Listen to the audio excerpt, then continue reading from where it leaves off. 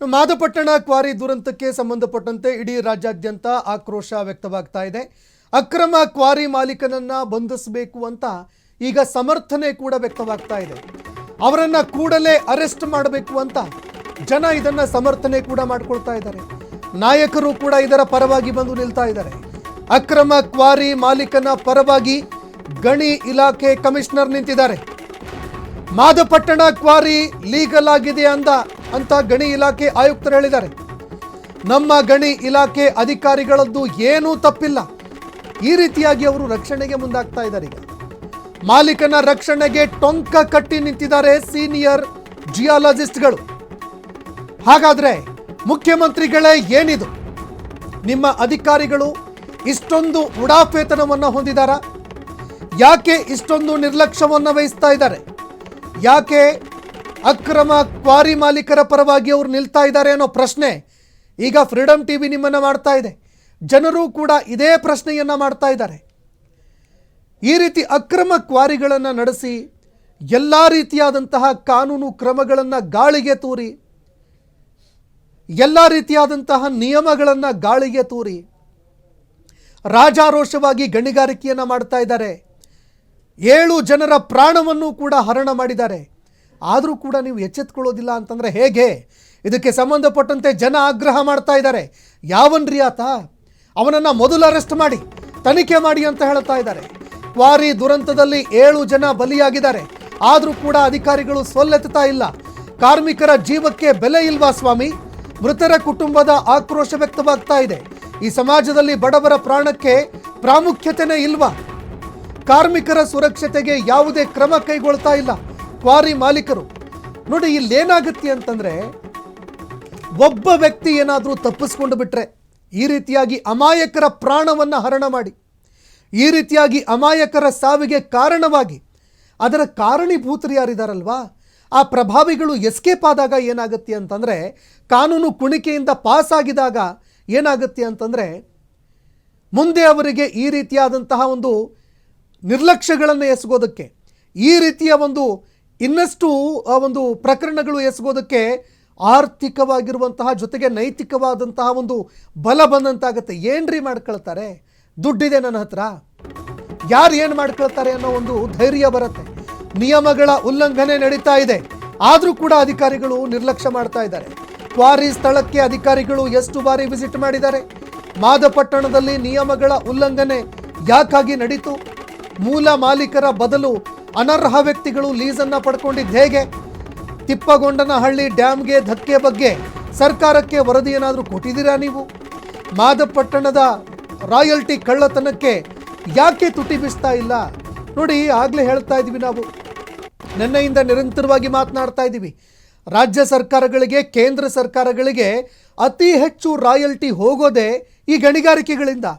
Royalty ಕಳ್ಳತನ ಆಗ್ತಾ ಇದೆ ಅಂದರೆ ಜನರ ಒಂದು ತೆರಿಗೆ ಹಣ ಏನಿದೆ, ಸರ್ಕಾರಗಳಿಗೆ ಹೋಗಬೇಕಾಗಿರೋ ತೆರಿಗೆ ಹಣ, ಅದು ಕಳ್ಳತನವಾಗ್ತಾ ಇದೆ. ಗೊತ್ತಿದೆ ರೀ ಇಲ್ಲಿ ಎಲ್ರಿಗೂ ಕೂಡ. ಆದರೂ ಕೂಡ ಕ್ರಮ ಕೈಗೊಳ್ಳಬೇಕಾಗಿರೋರು ಕಣ್ಣು ಮುಚ್ಚಿ ಕುಳಿತಿದ್ದಾರೆ. ಅವರ ಪರವಾಗಿ ಅವರಿಗೆ ಬೆಂಬಲ ಕೊಟ್ಟು ಅವರನ್ನು ರಕ್ಷಣೆ ಮಾಡೋದಕ್ಕೆ ಈಗ ನಿಂತಿರುವಂಥದ್ದು ನಿಜಕ್ಕೂ ಕೂಡ ದುರದೃಷ್ಟಕರ. 7 ಜನ ಅಮಾಯಕರು ಪ್ರಾಣ ಕಳ್ಕೊಂಡ್ರಲ್ವೇ? ಯಾರಪ್ಪ ಹೊಣೆ? ಇಷ್ಟೊಂದು ಪ್ರಮಾಣದಲ್ಲಿ ರಾಯಲ್ಟಿ ಕಳ್ಳತನವಾಗ್ತಾ ಇದೆ. ಎಲ್ಲ ನಿಯಮಾವಳಿಗಳನ್ನು ಗಾಳಿಗೆ ತೂರಿ ಯಾರು ಏನ್ರಿ ಮಾಡ್ಕೊಳ್ತಾರೆ ನಮ್ಮನ್ನು? ಯಾರು ನಮ್ಮನ್ನು ಏನು ಮಾಡ್ಕೊಳ್ಳೋದಕ್ಕೆ ಸಾಧ್ಯ ಇದೆ ಅಂತ ರಾಜಾರೋಷವಾಗಿ ಗಣಿಗಾರಿಕೆ ಮಾಡ್ತಾ ಇದ್ದಾರಲ್ವೇ? ಯಾರಪ್ಪ ಹೊಣೆ ಇದಕ್ಕೆ? ಯಾರಿದಕ್ಕೆ ಉತ್ತರದಾಯಿತ್ವ? ರಾಜ್ಯ ಸರ್ಕಾರವೂ ಕೂಡ ಇದನ್ನು ಗಮನ ಹರಿಸಬೇಕು. ರಾಜ್ಯ ಸರ್ಕಾರ ಕೂಡ ಇದಕ್ಕೆ ಉತ್ತರದಾಯಿತ್ವ. ಗಣಿ ಇಲಾಖೆ ಭ್ರಷ್ಟ ಅಧಿಕಾರಿಗಳಿಗೆ ಸಿಎಂ ಅವರ ಭಯ ಇಲ್ವಾ? ಪ್ರತಿ ತಿಂಗಳು ಮಂತ್ಲಿ ಫಿಕ್ಸ್ ಮಾಡಿಕೊಂಡು ಸುಮ್ಮನಾಗಿದ್ದಾರ ಅಧಿಕಾರಿಗಳು? ಅಕ್ರಮ ಗಣಿ ಮಾಲೀಕರಿಗೆ ಹೇಳೋರು ಕೇಳೋರು ಯಾರೂ ಇಲ್ವೇನ್ರಿ? ಕ್ರಷರ್ ಮಾಲೀಕರು ಯಾರಿದ್ದಾರೆ ಅವರ ಜೊತೆಯಲ್ಲಿ ಕಾರ್ಮಿಕರ ಜೀವವನ್ನು ತಿಂದಿದ್ದಾರ ಅಧಿಕಾರಿಗಳು. ಗಣಿ ಇಲಾಖೆ ಭ್ರಷ್ಟ ಅಧಿಕಾರಿಗಳಿಗೆ ಸಿಎಂ ಅವರ ಭಯನೇ ಇಲ್ವಾ? ನೋಡಿ, ಯಾವಾಗ ಈ ರೀತಿಯ ಆರೋಪಗಳು ಕೇಳಿಬರುತ್ತೆ, ಯಾವಾಗ ಈ ರೀತಿ ಒಂದು ಘಟನಾವಳಿಗಳು ನಡೆಯುತ್ತೆ, ಆಗೇನು ಮಾಡೋದು ಅಂತಂದರೆ ಕಣ್ಣಿಗೆ ಮಣ್ಣೆರಚೋ ಕೆಲಸ ಮಾಡೋದು. ಆ ಒಂದು ಸಂದರ್ಭದಲ್ಲಿ ಏನೂ ನಡೆದೇ ಇಲ್ಲ, ಏನೋ ಒಂದು ಸಣ್ಣ ಪುಟ್ಟ ಘಟನೆ ನಡೀತು, ಇಲ್ರಿ ನಾವು ಯಾರು ಸಾವನ್ನಪ್ಪಿದ್ದಾರೆ ಅವರಿಗೆ ನಾವು ಪರಿಹಾರ ಕೊಡ್ತೀವಿ ಅಂತ ಹೇಳೋದು. ಈ ರೀತಿಯಾಗಿ ಪರಿಹಾರ ಅಷ್ಟು ಇಷ್ಟು ಅಂತ ಕೊಟ್ಟು ಅಲ್ಲಿಂದ ಪರಾರಿಯಾಗೋದು. ಆ ನಂತರ ಮತ್ತೆ ಅದೇ ರೀತಿಯಾದಂತಹ ಒಂದು ಭ್ರಷ್ಟಾಚಾರ, ಕರಪ್ಷನ್ನು, ಮತ್ತೊಂದು ಮಗದೊಂದು ಅನಾಚಾರ ಅದೆಲ್ಲವನ್ನೂ ಕೂಡ ಯಥಾವತ್ತಾಗಿ ನಡೆಸ್ಕೊಂಡು ಹೋಗೋದು. ಇದೆಲ್ಲದಕ್ಕೂ ಫುಲ್ ಸ್ಟಾಪ್ ಬೀಳೋದು ಯಾವಾಗ ಸ್ವಾಮಿ?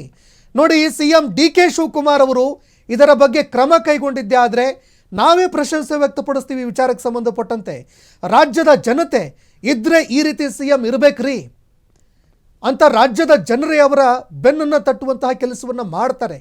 ಈ ರೀತಿ ಯಾರು ನಿಯಮಾವಳಿಗಳನ್ನು ಗಾಳಿಗೆ ತೂರಿ,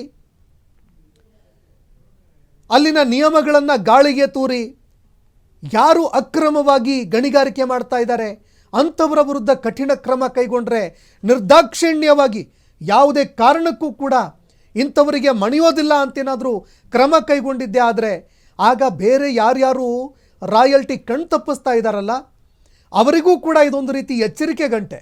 ಅದರ ಜೊತೆಗೆ CMಗೂ ಕೂಡ ಒಂದು ಒಳ್ಳೆ ಹೆಸರು ಬರುತ್ತೆ. ನೋಡಿ, ಪಕ್ಕದಲ್ಲಿ ನೋಡ್ಬೇಕು ನಾವು ತಮಿಳುನಾಡಲ್ಲಿ ವಿಜಯ್ ಅವರು ಯಾವ ರೀತಿ ಕೆಲಸ ಮಾಡ್ತಾ ಇದ್ದಾರೆ ಅಂತ. ಜನರ ಒಂದು ಹಿತಾಸಕ್ತಿಗೆ ಓರಿಯೆಂಟ್ ಆಗಿ ಕೆಲಸ ಮಾಡ್ತಾ ಇದ್ದಾರೆ, ಅಧಿಕಾರಿಗಳಿಗೂ ಸೂಚನೆ ಕೊಟ್ಟಿದ್ದಾರೆ. ಆ ರೀತಿಯಾಗಿ DK ಶಿವಕುಮಾರ್ ಅವರಲ್ಲೂ ಕೂಡ ನಾವು ನೋಡ್ತಾ ಇದ್ದೀವಿ. ಆದರೆ ಈ ರೀತಿ ಘಟನೆಗಳು ನಡೆದಾಗ ಸಮರೋಪಾದಿಯಲ್ಲಿ ಕೆಲಸ ಮಾಡುವಂತಹ ಅವಶ್ಯಕತೆ ಇರುತ್ತೆ. CM ಅವರು ಸ್ಥಳಕ್ಕೆ ಹೋಗಬೇಕಾಗಿತ್ತು, ಯಾರ್ರೀ ಅಧಿಕಾರಿಗಳು ಅಂತ ಕರೆಸಬೇಕಾಗಿತ್ತು, ಅವರ ಚಳಿ ಬಿಡಿಸ್ಬೇಕಾಗಿತ್ತು. ಇಷ್ಟೆಲ್ಲ ನಡೀತಾ ಇದ್ರು ನಿಮ್ಮ ಗಮನಕ್ಕೆ ಬರಲಿಲ್ವೇನಪ್ಪ? ಯಾಕಪ್ಪ ನಿಮ್ಮ ಗಮನಕ್ಕೆ ಬರಲಿಲ್ಲ? ಯಾಕೆ ನೀವು ನಿರ್ಲಕ್ಷ್ಯ ವಹಿಸಿದ್ರಿ? ಯಾರ್ಯಾರು ಅಧಿಕಾರಿಗಳು ಇದಕ್ಕೆ ಕ್ಲಿಯರೆನ್ಸ್ ಕೊಟ್ಟರು? ಯಾರ್ಯಾರು ಅಧಿಕಾರಿಗಳು ಇದಕ್ಕೆ ಸೂಪರ್ವಿಷನಲ್ಲಿದ್ದರು? ಅಂಥ ಅಧಿಕಾರಿಗಳ ವಿರುದ್ಧ ಕ್ರಮ ಕೈಗೊಳ್ಳಬೇಕಾಗಿತ್ತು. ಯಾಕೆ ನೀವು ಇದನ್ನು ನೋಡಿದರೂ ಕೂಡ ಸುಮ್ಮನಿದ್ರಿ? ಏನಾದರೂ ಬರ್ತಾ ಇತ್ತಾ ಮಂತ್ಲಿ? ಜೇಬಿಗೆ ಏನಾದರೂ ದುಡ್ಡು ಬರ್ತಾ ಇತ್ತಾ? ಅದನ್ನು ಕೇಳಬೇಕಾಗಿತ್ತು, ಅವರ ಚಳಿ ಬಿಡಿಸಬೇಕಾಗಿತ್ತು. ಇಲ್ಲಿ CM ಅವರ ನಿರ್ಲಕ್ಷ್ಯವೂ ಕೂಡ ಕಂಡು ಬರ್ತಾ ಇದೆ, ಗಣಿಗಾರಿಕೆ ಇಲಾಖೆಯ ನಿರ್ಲಕ್ಷ್ಯ ಕಂಡು ಬರ್ತಾ ಇದೆ. ಹೀಗಾಗಿ CM ಅವರು ಇದನ್ನು ಗಂಭೀರವಾಗಿ ಪರಿಗಣಿಸಬೇಕು, ತುಂಬ ಗಂಭೀರವಾಗಿ ಪರಿಗಣಿಸಿ. ನೋಡಿ, ಹಿಂದಿನಿಂದಲೂ ಕೂಡ ಒಂದು ಮಾತು ಕೇಳಿ ಬರ್ತಾ ಇದೆ, ರಾಜ್ಯದ ಬೊಕ್ಕಸ ಖಾಲಿಯಾಗಿದೆ, ರಾಜ್ಯ ಸರ್ಕಾರದ ಬೊಕ್ಕಸ ಖಾಲಿಯಾಗಿದೆ ಅಂತ ನಾವು ಹೇಳ್ತಾ ಇದ್ದೀವಿ. ಬೊಕ್ಕಸ ತುಂಬಿಸ್ಕೊಳ್ಳೋದಕ್ಕೆ ಸಾಕಷ್ಟು ದಾರಿಗಳಿದ್ದಾವೆ ಸ್ವಾಮಿ. ಪಾರದರ್ಶಕತೆ ತನ್ನಿ. ಈ ಭ್ರಷ್ಟಾಚಾರ ಏನಿದೆ ಅದಕ್ಕೆ ಬ್ರೇಕ್ ಹಾಕೋ ಕೆಲಸ ನೀವು ಮಾಡಿದ್ದೆ ಆದರೆ ಆಗ ನಿಜವಾಗ್ಲೂ ಕೂಡ ಬೊಕ್ಕಸ ತುಂಬಿಕೊಳ್ಳುತ್ತೆ, ಈ ಅನಾಚಾರಗಳಿಗೆ ಬ್ರೇಕ್ ಬೀಳುತ್ತೆ. ಉತ್ತಮ CM ನೀವು ಅಂತ ಜನರೂ ಕೂಡ ಬೆನ್ನು ತಟ್ಟುತ್ತಾರೆ, ನಾವು ಕೂಡ ಶಬಾಷ್ಗಿರಿ ಹೇಳ್ತೀವಿ.